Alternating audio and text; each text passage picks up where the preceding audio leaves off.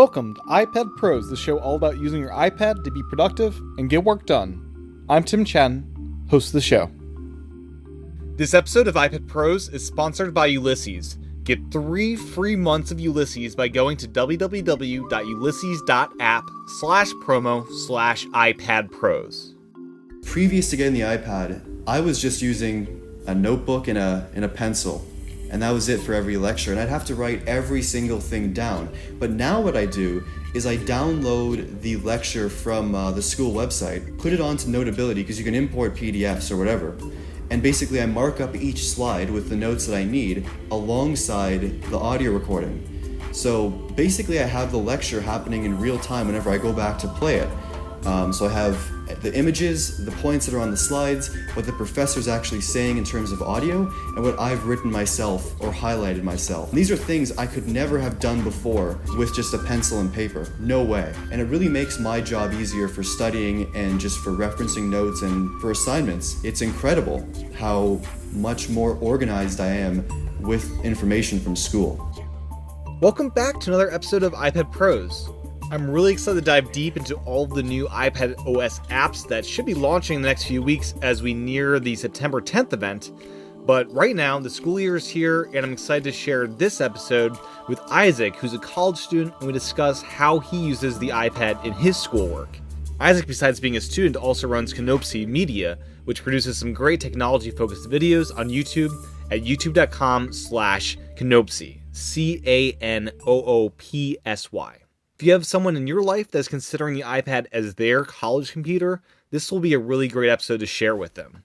And as you heard at the top of this episode is sponsored by Ulysses, which I've been a customer of since June 2017.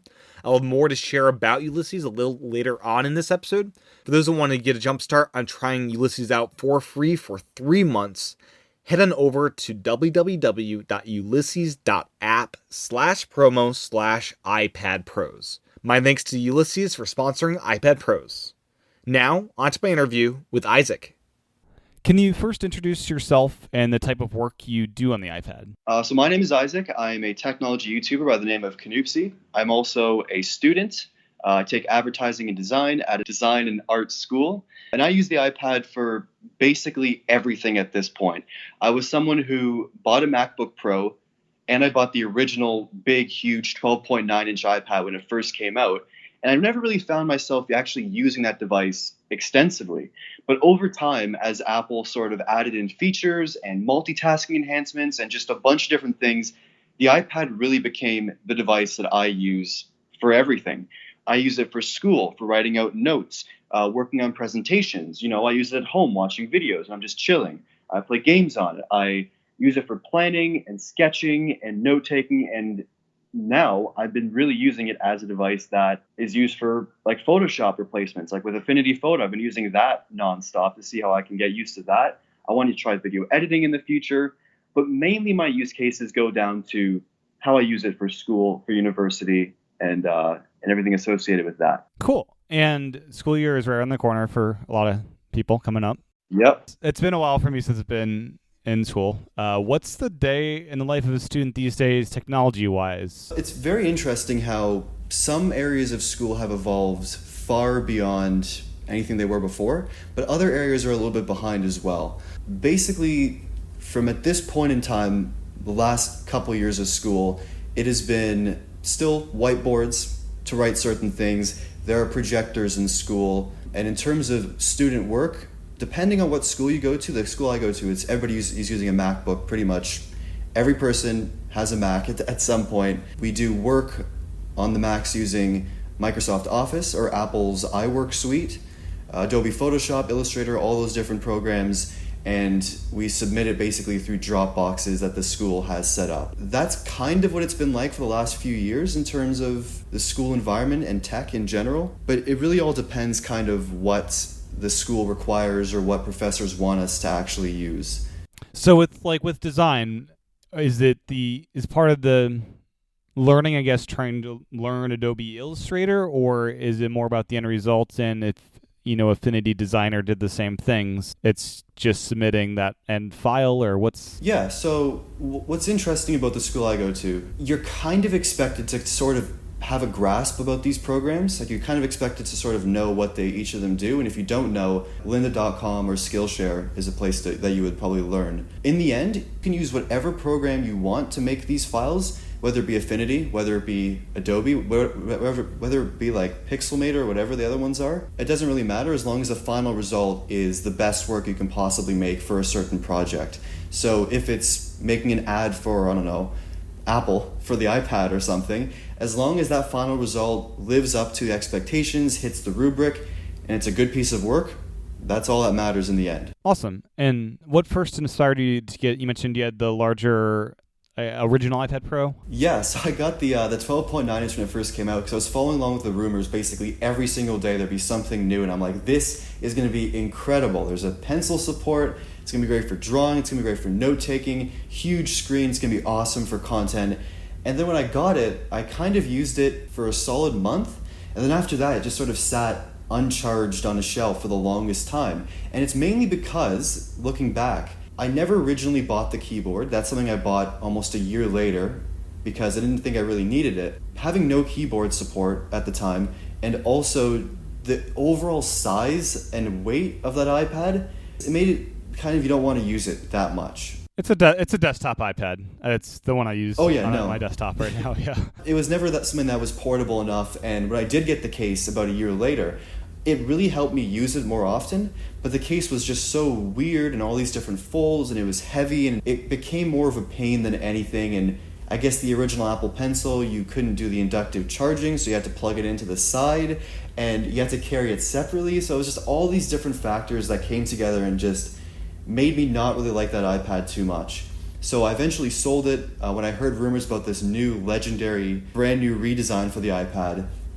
And then when it was actually revealed in the fall, it was just such an incredible moment to see this completely refreshed, bezel-less, fast iPad with all these different upgrades. And for me, I didn't have the 120 hertz display on my iPad originally because it just wasn't a thing that was available at the time. But now, like stuff like the 120 hertz, the performance, the USB-C, that brand new wonderful keyboard, the Apple Pencil with the charging, all those different features, when I heard about them in the keynote, I was like, this is an incredible, incredible device. And I just had to get it. Yeah, that second generation iPad Pro where they added that 120 hertz screen, that was really a game changer as far as how I approach the Pencil and just appreciate the hardware itself. But yeah, going from the first generation to the third, where you get both the technology improvements to the second generation with the new hardware case, it's just, yeah, it's a really good improvement there. And are you using the 11-inch or the 12.9? So I went back and forth a bit because I had the 12.9, but then I found I probably wouldn't use it as much if I got that model. So I ended up getting with the 11-inch, and I thought this is a bit too small at first. But then after actually using it and carrying it with me every single day, it's one of the best decisions I've made when buying an Apple product, because I can just take it out when I'm on the train, even when I'm in an Uber, getting to school, or on the TTC, our transit system,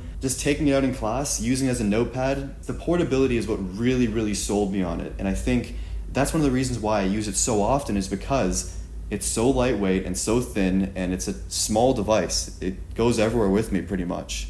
So the iPad, is that what you bring to school these days? Not a MacBook anymore? Like what kind of apps do you use on a regular basis as you take notes and get your work done throughout the day? Basically at first, for the first little part of the school year, all I used was my MacBook because that's really all I had at the time. And then when the iPad came out, it kind of changed the way that I saw my computer. At this point, to be honest, all I use my MacBook for is Photoshop, which may be changing very soon to Affinity, and Final Cut Pro 10. That's for YouTube videos. And that's all I use my MacBook for. Every time I need to use my MacBook, I almost hesitate because it's something I don't really enjoy using that much versus just the fun, enjoyable aspect of this tiny device, the iPad, that's just so much faster and so much more portable. On the iPad itself, some of the apps that I use, the most used app I use for school has to be Notability. I find out of all the notes apps that I've tested, this is the best one. It's the most feature rich because it has everything. Basically, it has lined paper, different paper options you can choose from.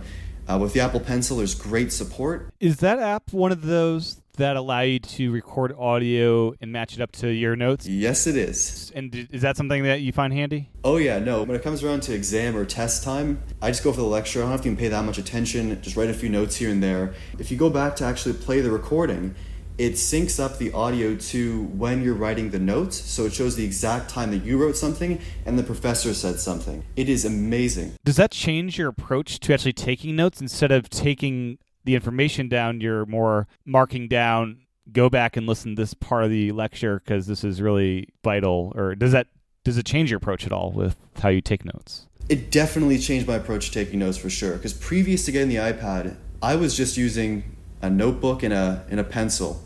And that was it for every lecture. And I'd have to write every single thing down. But now what I do is I download the lecture from the school website, put it onto Notability, because you can import PDFs or whatever.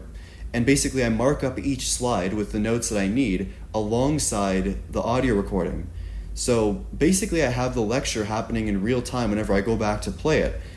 So I have the images, the points that are on the slides, what the professor's actually saying in terms of audio, and what I've written myself or highlighted myself. These are things I could never have done before with just a pencil and paper. No way. And it really makes my job easier for studying and just for referencing notes and for assignments. It's incredible how much more organized I am with information from school. Yeah, that's killer. Back when I was in school, we did have Evernote. It was like brand new, but you'd just get the audio, not matched in any way with what you're typing or let alone drawing on the screen. And are you handwriting? Is there typing involved in the notes you're adding as well? Or So my handwriting is absolutely terrible.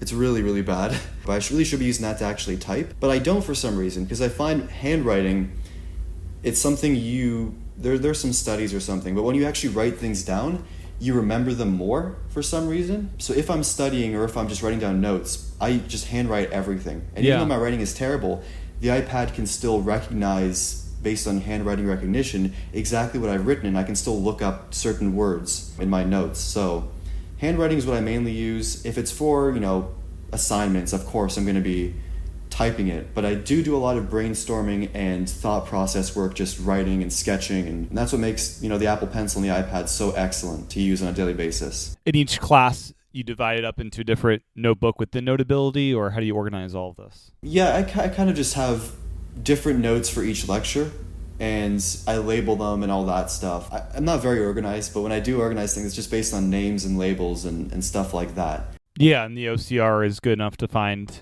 when you need things. It's solid. It's not failed me once. Even though my writing is terrible, it usually can pick up what I'm trying to say. And as far as writing papers, that's still a thing, I assume, is Microsoft Word or Pages. What's your kind of go-to tool for that? So Notability is kind of my note-taking app. I still use plenty of other apps besides Notability. That's just kind of the main one. Pages is what I mainly use, and I find Pages has been consistently amazing for the last however many years. Since high school I've been using it. It's almost 5-6 years ago now. And what I like about it is it's free, number one. The updates are excellent. I've had no problems with exporting to Word or PDFs, and it works well on all devices. So I can type up a note on my iPad. It transfers to my phone through iCloud instantly. Then when I get home, I can use my Mac if I want to have a bigger screen. That's for essays or papers or presentations that need a written component. But it's also the same for Keynote, which I also use as my main presentation platform. And I don't know if people are going to disagree with me, but I think Keynote is the best presentation application ever made. The transitions are incredible, they're smooth. The control you have for motion stuff, the templates, it's an incredible presentation app. And I basically use the whole iWork suite for all of my schoolwork, pretty much. Gotcha. Just a few other applications, if I can quickly run through them. Yeah, absolutely.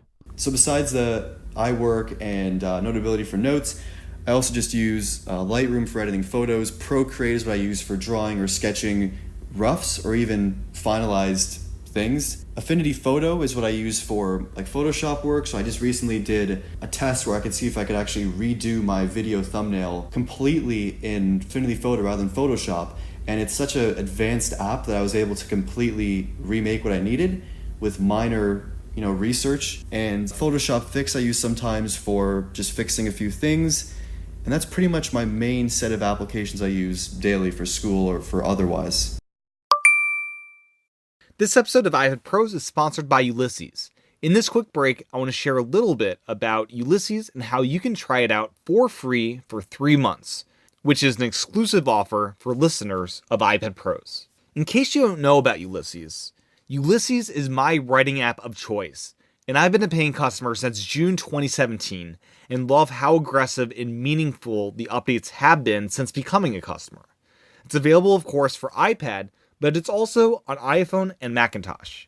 You can listen to episode 7 of this podcast to hear from Max, the lead developer and co-founder of Ulysses, discuss the app in depth. In episode 40, I had author Matt Gemmel on the podcast, and you can listen in to that episode to hear how he uses Ulysses as an author. It's an awesome tool for authors, but also for journalists, copywriters, students, and it's the tool I use as a podcaster to write scripts, craft my interview questions, and it's where I store all of the text I deal with on a daily basis. Ulysses is an Apple Design winner, and they really are in the forefront of good design and beat Apple in supporting split screen by implementing it in the way Apple ended up doing it before Apple even showed it off at WWDC this year with a custom version within their own app. With Ulysses, you can access and edit all your text anytime, anywhere, with all your devices kept up to sync via iCloud. Ulysses offers a distraction-free writing environment and lets you focus on your text. The app does a great job helping you organize your text with the right tools to manage your writing projects of any kind and size. These tools include nested groups, writing goals, keywords, and filters. You can export to multiple formats, including plain text, HTML, EPUB, PDF, and DocX. Besides the built-in export styles, which are excellent, you can import custom export styling from the Ulysses community or create your own. You can also easily publish to WordPress blogs, Ghost blogs, and to Medium. To learn more and to get your exclusive free 3 months of Ulysses, go to www.ulysses.app/promo/iPadPros. Once again, that's ulysses.app/promo/iPadPros. As many students are listening, I wanted to highlight that Ulysses does have educational pricing that is $10.99 for 6 months, with standard pricing available at either $4.99 a month or $39.99 a year. Thanks again to Ulysses for sponsoring this episode of iPad Pros. Show your support of iPad Pros by trying out Ulysses today at ulysses.app/promo/iPadPros. So iPad OS is coming out. Big update. You've been using the beta. What's your experience with iPad OS at this point? So I recently installed the beta I don't really install betas very often on my devices because I use them so intensively, and if there's something wrong, it really trips me out because for school I need to have certain things always working, or for videos I can't have any reliability issues. Yep. So I don't usually install them. And you don't have extra devices laying around to play around with. No, and on that video side, I really got to be showing the latest thing, or people are going to call me out on certain. If I use an old iPad that I have, right? Yeah, they're gonna be like, "No, you can't use that. You gotta use the latest one. Where's the latest iPad?" So I gotta install on my main device. Actually, have a chance to really use it daily. I've had it for about 2.5 weeks now, the beta, and I haven't actually got beta 2 yet. I keep putting it off to update. The public beta. Yeah, the public beta.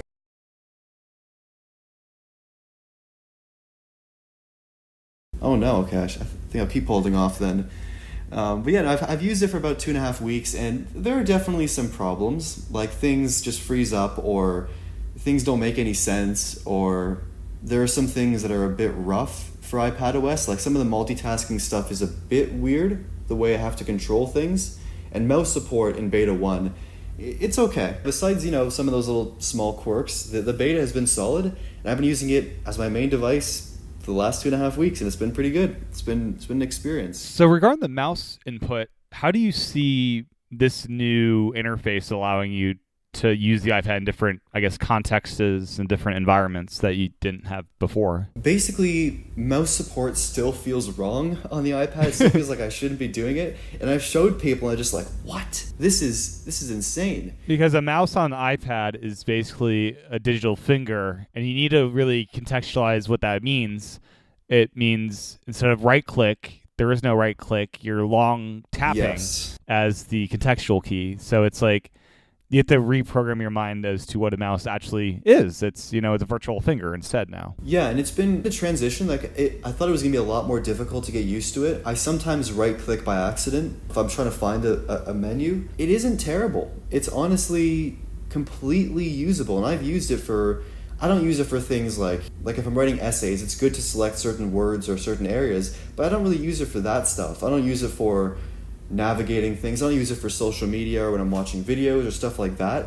I mainly find the biggest use case for it for things like menus or things like curves or clone stamps. Like a lot of the design apps, like Affinity Photo and Lightroom and LumaFusion, stuff like that, it is so handy because those are complicated apps. Those are not basic apps. They have so many different tools and selections and menus that having a mouse that is more precise, even though it's this huge indicator currently, it is something that makes those apps much more appealing to use because, I used to have Graphic, which I don't know if you know. Oh yeah, I've used it. I own it.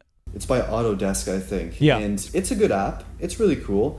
But I never really found myself using it because with your finger, it's just not precise enough. And it's weird. But now you can use the pen tool and actually sketch vectors or make masks and stuff very easily because you have a pointer. And it makes those complicated tasks much more digestible on the iPad. And while it's not perfect mouse support, like you mentioned, it's a bit unnatural and you have to long press for things. It's pretty good though. It's a lot better than I expected. Yeah, I hope in a future update they add long tapping as one of the programmable keys you can add to your mouse, because that would be a way around just doing right click as your long tap kind of thing. That'd be great actually, yeah, because I know you can remap the right click, and if you have someone like the MX Master, you just go crazy on that thing. You got like 6 different buttons. So what kind of mouse are you using now with it, and have you done much programming of those keys? I've been using the Logitech M535 because it's just so small and portable, battery lasts forever.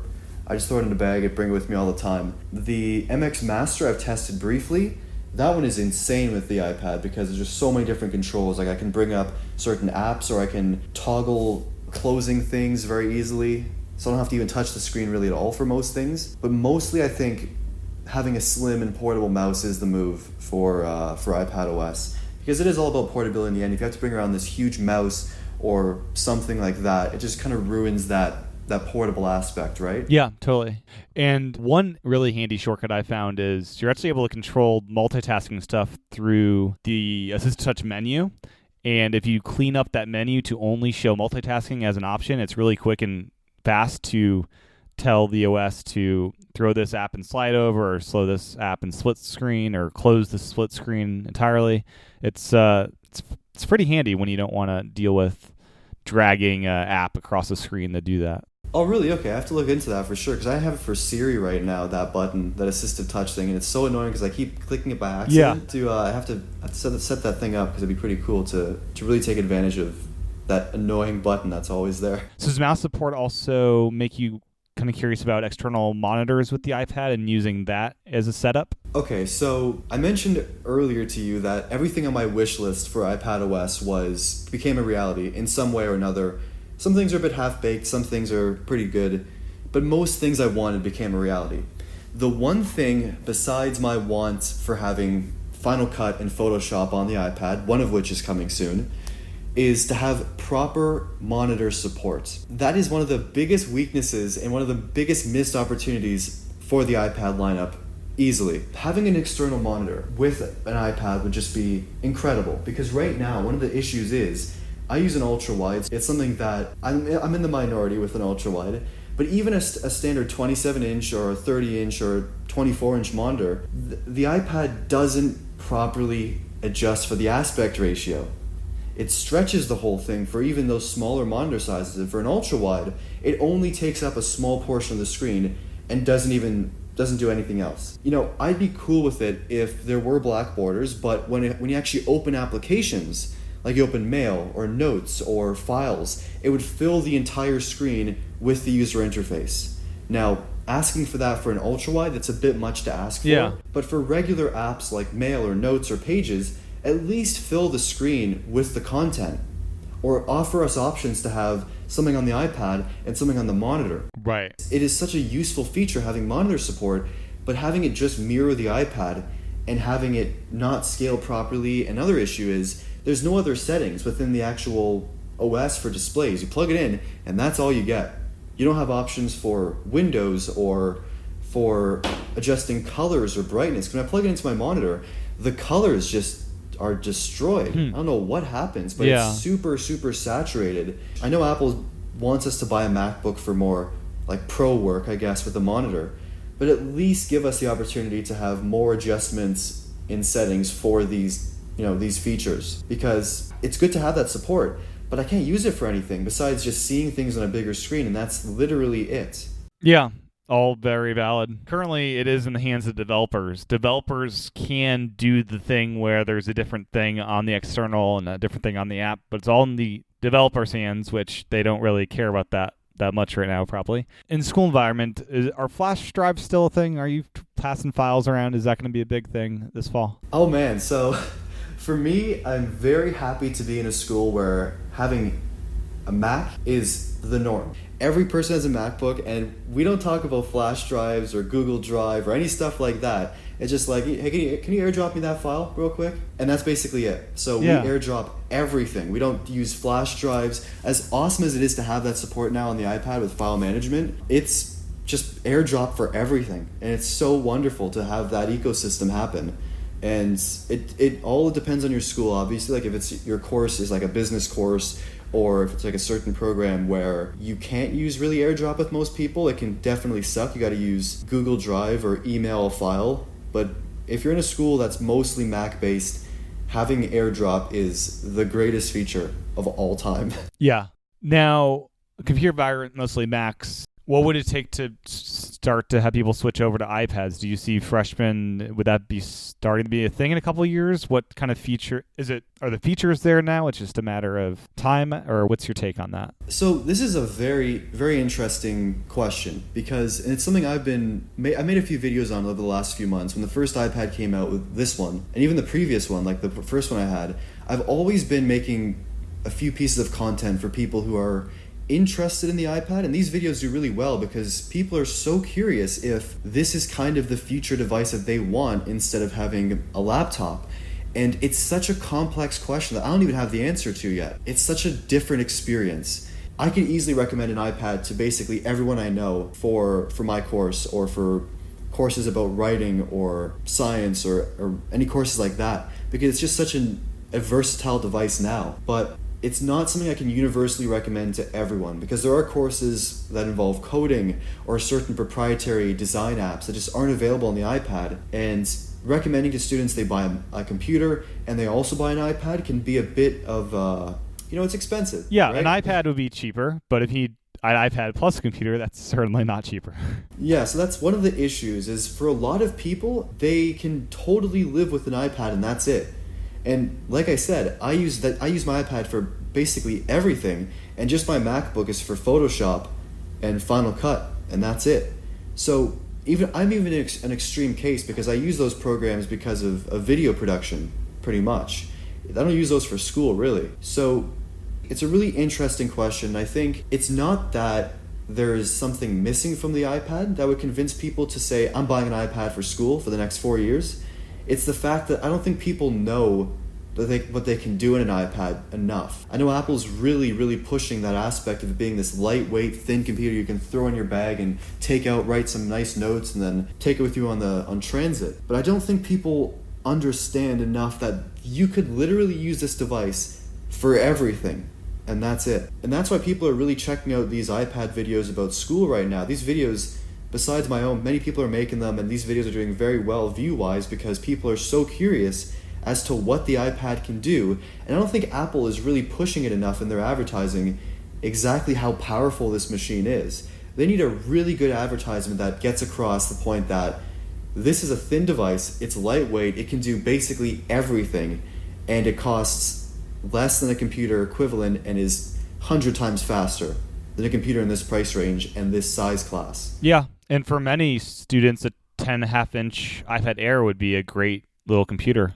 depending on what they need. Oh yeah, no, that thing is almost, I did a video on that too. It's almost identical to the iPad Pro, except for the display and the design and the lightning port. That's really it. And those are very, very small things. And it's like a $300 price difference in the end. That's an excellent device. And I just think Apple needs to really make a series of ads that pushes those two iPads as the solution for students and tons of other people. Because I don't think anything's really missing from these iPads that there's really nothing here besides like my dumb complaints about monitor support and stuff like that. But for most people, these can do everything. They're not missing anything anymore. Yeah, it's all down the software at this point, right? Like if you're in a certain vertical that I need Sibelius or Finale music, and there's Notion now, but if you need one of those two, if there's a certain app, as you said, like maybe there's a Windows proprietary app that just hasn't been ported over or whatever yet. Exactly, yeah. But for most students, they're not really doing that, right? Just depends what major and vertical you're going after. Yeah, 100%. It all depends on what course you're in. And the creative side of things and using creative apps, it's the minority of students. Very few students go into like creative fields or design fields or stuff like that. So a lot of those apps aren't necessary. Basically, what most students would need is a word processing app, a note-taking app, a presentation app, and that's pretty much it. And the other thing I remember from when I was a student is computer labs are pretty frequent. So if there was one niche app that's only on desktop, you could just go there and use that computer. Yeah, that's a really good point, because we have computers throughout the school. We have a Mac lab, we have a few PCs. So for those desktop apps, those things are 100%. That makes total sense. And I think that's something that Apple could really advertise themselves too, if they really push that side of showing how portable the iPad is and how it can do so many things. And even, talking directly to schools about encouraging iPad use for students as well. Yeah. In some way or another. Because right now, whenever you are signing up for a course, most courses will say you need X computer with X specifications and you need to have these different programs. So it's something that Apple could really do themselves. I don't think it's up to students to figure this out for themselves. It's up to Apple to really push this future to people and really show what you can actually do. So yeah, absolutely. So Apple Pencil, you mentioned it before. You're using it a lot more now that it's inductive charging, kind of always with you. What kind of situations do you use the Pencil with outside of note-taking? So note-taking is the main use, of course, and with iPad OS, the latency has made it insanely good. There's no complaints there at all. Besides note-taking, I use it for simple navigation. If I'm just tapping some things, need to do more precise work, and I don't have a mouse with me. And drawing and stuff like that. I've worked on, basically, before I actually make a final presentation or a final project or a final thumbnail or a final video even, I like to plan things out and just do really rudimentary rough sketches with lines, and they look absolutely terrible, but it helps me really organize my thoughts before actually going out and spending all this time making something that might not look good in the end. I can at least draw it out in advance. And of course I can use paper, obviously, but having it on the iPad is so useful. And I can even take those roughs to as far as I want them before actually working on the final. So I can add color, I can add different textures. I can actually use apps like Procreate for certain things, like if I need to add a texture or a certain color palette or make it it look like it's painted, I can do all that stuff in Procreate, export the file, use it in Photoshop or stuff like that. So I use the Pencil for both rough stuff and also for actual finalized elements for certain projects. It's been very, very useful, and I think not buying the Pencil would have been an absolute mistake, alongside the keyboard. Without the Pencil and the keyboard, the iPad doesn't take full advantage of itself. Yeah. And anything outside of better monitor support that you hope come to the iPad in the future? Monitor support is the biggest one for sure. I want to see Photoshop on the iPad.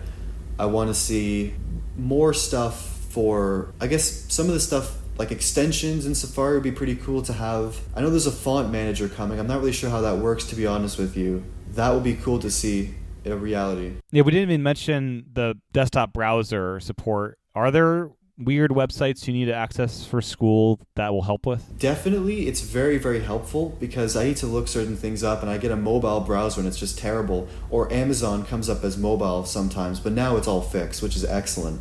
The one issue is, it's not the fault of Apple or anyone, Some websites still use Flash elements or Shockwave elements. That's the one place that trips me out, is because everything's so futuristic, everything works, and I'm like, oh, I need to have Flash. Can't do that, I guess. Nope. Then I have to go back to my MacBook and open that up, and it's like, oh. So that's the one thing that is a complaint, is stuff like that, where there's like really old website elements that just don't work, and that's very limiting with desktop browsing, but not Apple's fault. Yeah. It's the fault of web publishers, basically, at this point. They need to really get on that. Well, anything else we didn't cover that you'd like to before we wrap it up? I think that's pretty much it. Just a final statement about the iPad Pro. If you are a student listening to this podcast and you're curious about getting an iPad for school, I 100% recommend trying it out in the store, and even buying it, bringing it home, giving it a little go, and if you don't like it, just return it. Apple has probably the best return policy I've ever seen. Give it a try and see if it's something that you can get used to, because